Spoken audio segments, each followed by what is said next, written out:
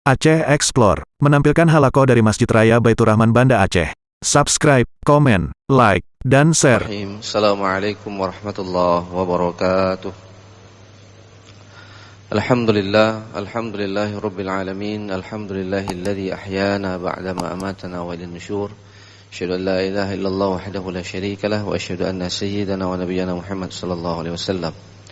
Allahumma la ilma lana illa ma 'allamtana innaka antal alimul hakim wa tub 'alaina innaka antat tawwabur rahim. Rabbi shrah li sadri wa yassir li amri wa hlul 'uqdatam min lisani yafqahu qawli. Alhamdulillah, segala puji bagi Allah Subhanahu wa taala. Kita sudah berada di pertengahan bulan Sya'ban. Allahumma barikna fi Sya'ban wa balighna Ramadan. Doa yang dibaca oleh imam kita tadi, ya Allah, berikan keberkahan kita di bulan Sya'ban ini. Dan kita berdoa kepada Allah, mudah-mudahan umur kita dipanjangkan dan diizinkan bertemu dengan bulan suci Ramadan. Juga kita berdoa semoga bulan Ramadan ini ibadah kita tidak diharamkan pahalanya oleh Allah Subhanahu wa taala. Salawat dan salam kita sanjung sajikan ke pangkuan junjungan kita baginda Nabi besar Muhammad sallallahu alaihi wasallam. Rasul yang menjadi uswah dan qudwah dalam berbagai sisi dan dimensi kehidupan kita sehari-hari. Kaum muslimin sidang jamaah salat subuh yang dirahmati Allah, para pendengar Radio Baitur Rahman dan RRI yang dimuliakan oleh Allah Subhanahu wa taala. Pada subuh ini sebagaimana subuh Rabu yang lalu, kita sudah meninggalkan pembahasan buku Kitab Muamalah Maliyah dan kita sudah menghabiskan satu buku bab jual beli dengan berbagai ragam jual belinya. Pada subuh ini kita akan berbicara kaitannya dengan kesiapan ekonomi dalam menghadapi bulan suci Ramadan. Jemaah yang dimuliakan oleh Allah Subhanahu wa taala, ada sebuah riwayat hadis yang diriwayatkan oleh Baihaqi. Hadis ini jemaah yang dimuliakan oleh Allah Subhanahu wa taala juga diriwayatkan oleh Ibnu Khuzaimah. Rasulullah sallallahu alaihi wasallam memberikan khutbah di akhir Ramadan, di akhir bulan Sya'ban menyambut bulan Ramadan. Hadis ini menurut Albani adalah hadis dhaif. Akan tetapi makna hadis ini didukung oleh 25 hadis yang lain, sehingga maknanya bisa diterima. Jemaah yang dimuliakan oleh Allah Subhanahu wa taala, ini dijelaskan hadis ini di dalam kitab At-Targhib wa Tarhib. Nah, jemaah yang dimuliakan oleh Allah Subhanahu wa taala, hadis ini kemudian menceritakan keutamaan daripada bulan suci Ramadan yang bisa mendatangkan pahala yang besar kepada kita. Saya membagi 3 klaster apa yang diungkapkan di dalam hadis ini oleh Rasulullah sallallahu alaihi wasallam. Yang pertama, bulan suci Ramadan itu adalah bulan ibadah. Hadisnya lumayan panjang. Ayyuhan nas qad adallukum syahrun azim syahrul mubarak syahru fihi lailatun khairu min alfi syahrin. Jadi bulan suci Ramadan itu bulan yang penuh dengan keberkahan. Itu bulan ibadah, bulan kita berpuasa. Jemaah yang dimuliakan oleh Allah. Lalu yang kedua, bulan Ramadan itu juga bulan kita mengelola hawa nafsu. Di sini dikatakan syahrul Ramadan itu syahrus sabar. Puasa Ramadan itu adalah bulan suci Ramadan itu adalah bulan sabar. Harta-harta kita, makan-makan kita cari secara halal, tapi ketika masuk waktu fajar subuh, kita dilarang untuk makan, kita bersabar untuk memakan sesuatu yang halal. Makna yang lebih jauh, kalau yang halal saja kita bisa bersabar, bagaimana kemudian yang haram pasti harus kita tinggalkan. Begitu juga sabar melawan hawa nafsu. Yang ketiga, jemaah yang dimuliakan oleh Allah Subhanahu wa taala, bulan Ramadan ini adalah bulan sedekah. Di dalam hadis dikatakan, jemaah yang dimuliakan oleh Allah Subhanahu wa taala, Rasulullah mengatakan,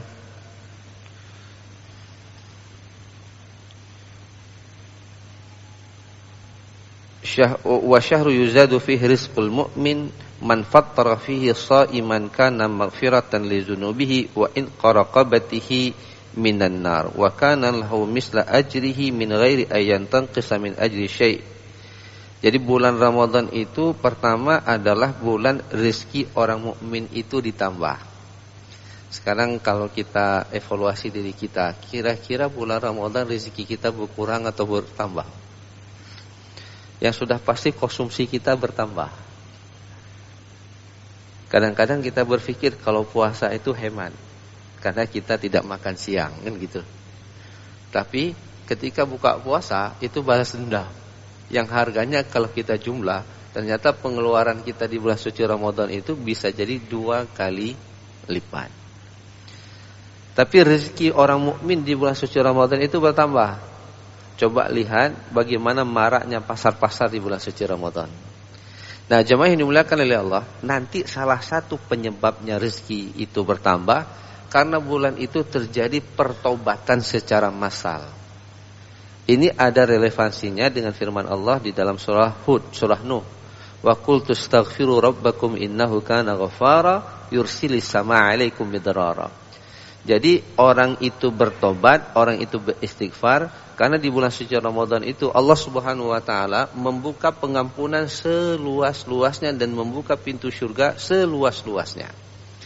Maka ketika orang masuk ke dalam bulan suci Ramadan, dia bertobat, dia beribadah, ibadah yang dia lakukan itu kan dilipat gandakan pahalanya. Di awal hadis itu, barang siapa yang melakukan perbuatan wajib, maka dia mendapatkan 70 kali lipat. Itu yang wajib. Barang siapa yang melakukan perbuatan sunat, maka dikira sebagai wajib. Jadi terjadi lonjatan-lonjatan pahala dari sisi ibadah kita. Akhirnya timbangannya apa? Timbangan kebaikan kita itu lebih banyak dibandingkan timbangan maksiat kita. Ketika kebaikan kita lebih banyak dibandingkan maksiat, di situ datangnya rezeki. Wa qul tastaghfiru rabbakum innahu kana ghaffara. Perbanyaklah istighfar, Allah Maha Pengampun. Yursilis samaa 'alaikum midrara. Di dampak daripada pertobatan itu adalah yursilis samaa 'alaikum midrara. Allah Subhanahu wa taala akan menurunkan hujan, hujan yang menghidupkan, bukan hujan yang menyebabkan kematian, banjir ataupun musibah-musibah karena faktor air turun dari langit. Nah, jemaah yang dimuliakan oleh Allah Subhanahu wa taala, lalu kemudian Rasulullah mengatakan, "Man fattara fihi sha'iman kana maghfiratun li dzunubihi wa in qaraqabati minan nar." Barang siapa yang memberikan makanan untuk orang yang berbuka puasa, maka Allah Subhanahu wa taala mengampunkan dosanya dan membebaskan dirinya dari api neraka. Jadi secara sederhana kita simpulkan, bulan suci Ramadan, jemaah yang dimuliakan oleh Allah Subhanahu wa taala, adalah bulan di mana kita digalakkan untuk bersedekah. Nah, sekarang kita lihat bagaimana perlakuan Rasulullah SAW ketika memasuki bulan suci Ramadan. Di dalam satu hadis yang diriwayatkan oleh Bukhari, hadis nomor 6, karena Rasulullah SAW ajwadun nas. Rasulullah SAW adalah orang yang paling dermawan. Wa kana ajwadu ma yakunu fi Ramadan hina yalqahu Jibril. Dan Rasulullah SAW di bulan suci Ramadan itu semakin dermawan. Rasulullah sudah dermawan. Masuk bulan suci Ramadan itu lebih dermawan lagi. Ketika di bulan suci Ramadan dia bertemu dengan Jibril, dan setiap malam Jibril mengajarkan Al-Quran kepadanya. Dan kemudian jemaah yang dimuliakan oleh Allah Subhanahu wa taala, kedermawanan Rasulullah sallallahu alaihi wasallam, kedermawanan Rasulullah, kegemaran Rasulullah bersedekah di bulan suci Ramadan itu lebih cepat dibandingkan angin berhembus.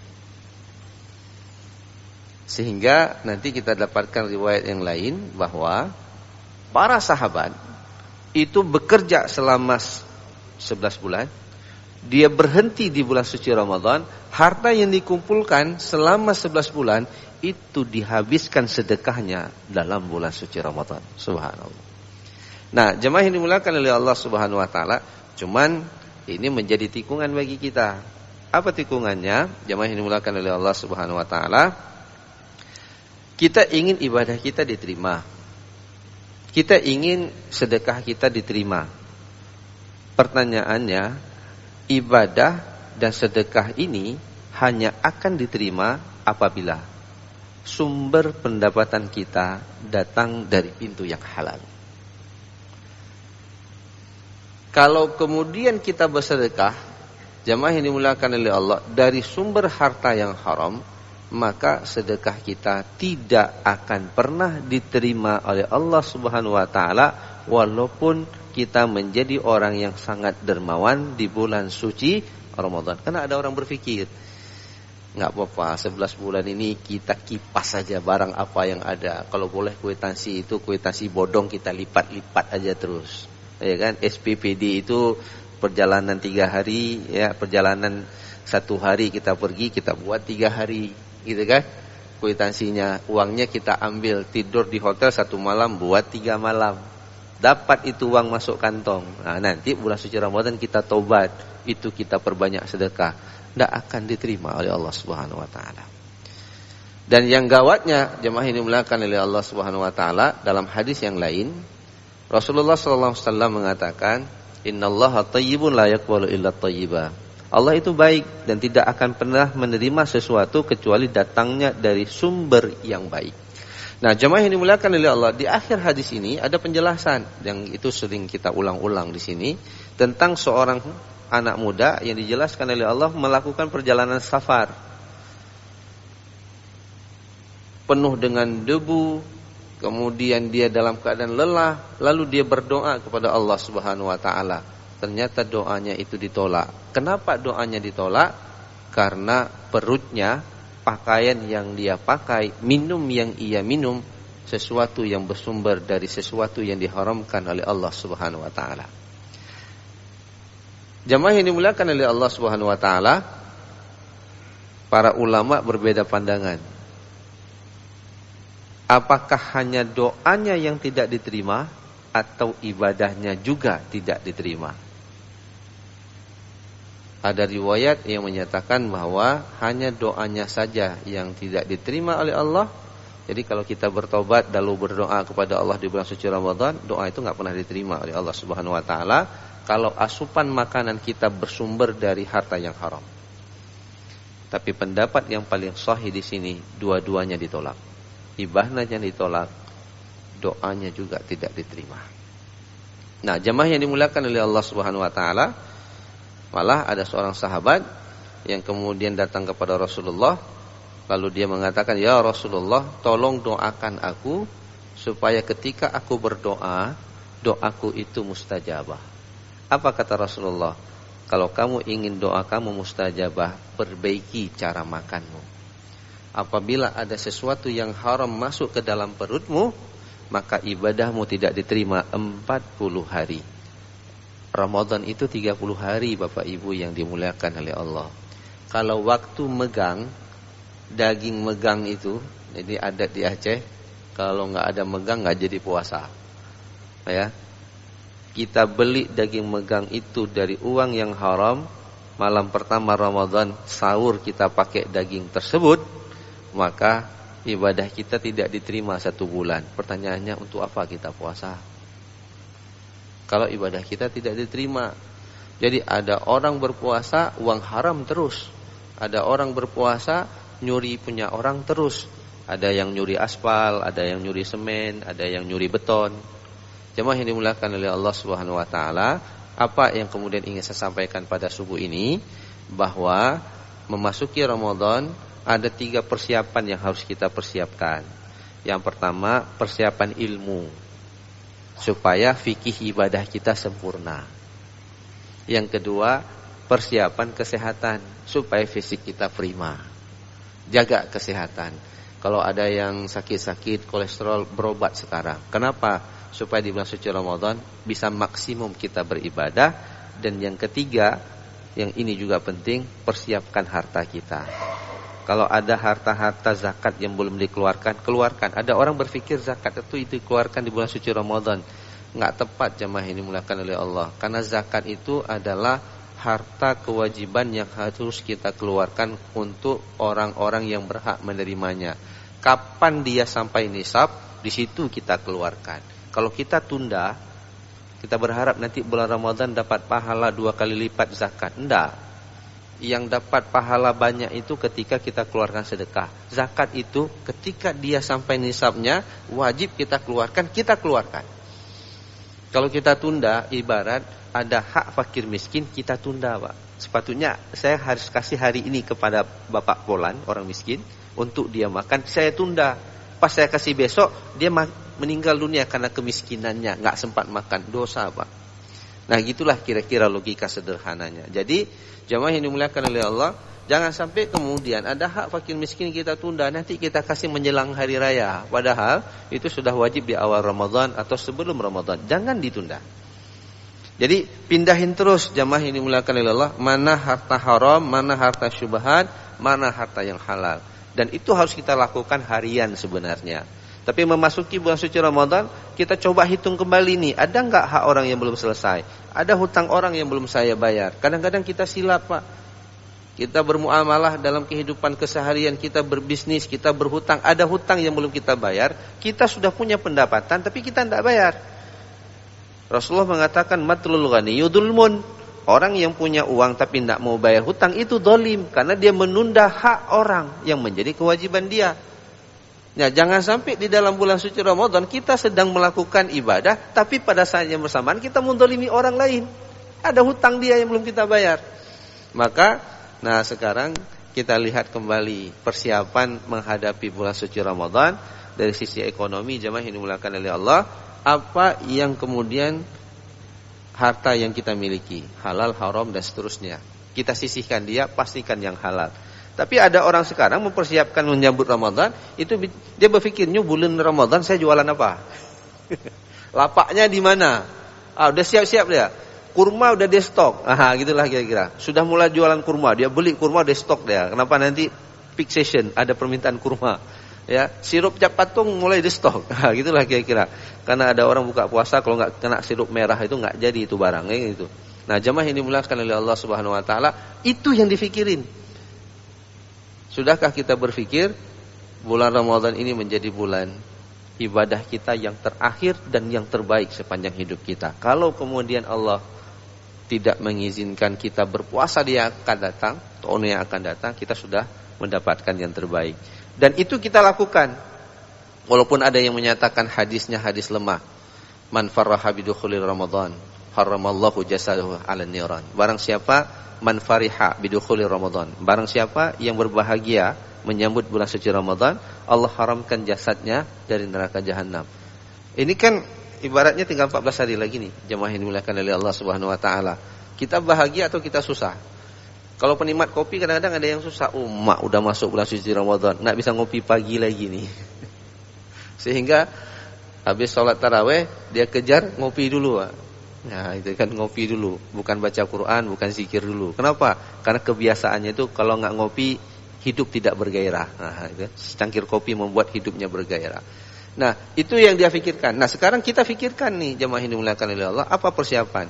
Kalau qadarullah. Nampaknya jemaah yang dimuliakan oleh Allah, perasaan saya ya, bulan Sya'ban ini banyak teman-teman kita yang meninggal dunia di mana-mana. Ya, artinya Allah cinta sama dia. Mungkin mudah-mudahan dia sudah dikatakan kamu udah cukup beribadah, nggak usah ketemu Ramadan lagi gitulah. Nah, mudah-mudahan kalau kita ternyata qadarullah Allah pilih tidak temu dengan bulan suci Ramadan, mudah-mudahan kebahagiaan kita mempersiapkan ini berlaku hadis ini. Nggak ketemu dengan Ramadan, kita bahagia menyambut bulan suci Ramadan, haramallahu jasadahu 'alan niran. Allah haramkan neraka jahanam untuk menyentuh jasad kita. Oleh karena itu jemaah yang dimuliakan oleh Allah, ya, pertemuan kita mungkin minggu depan yang terakhir, Rabu, kemudian kita insyaallah sudah memasuki Rabu sekali lagi itu kita sudah memasuki bulan suci Ramadan. Kajian kita tetap akan seperti biasa.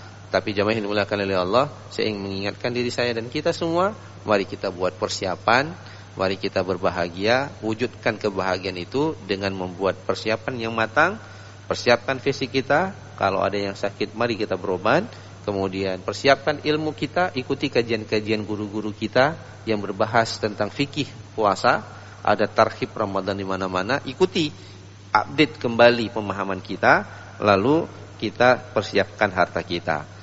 Pilah mana harta haram, mana harta yang syubhat, mana hak orang yang belum kita berikan, kita lunaskan, kita selesaikan. Maka gunakanlah harta terbaik yang kita miliki, perbanyaklah sedekah di bulan suci Ramadan. Mudah-mudahan ibadah puasa kita tahun ini akan lebih baik, lebih berarti dibandingkan yang pernah kita lakukan. Hadanallahu wa iyyakum ajmain. Assalamualaikum warahmatullahi wabarakatuh.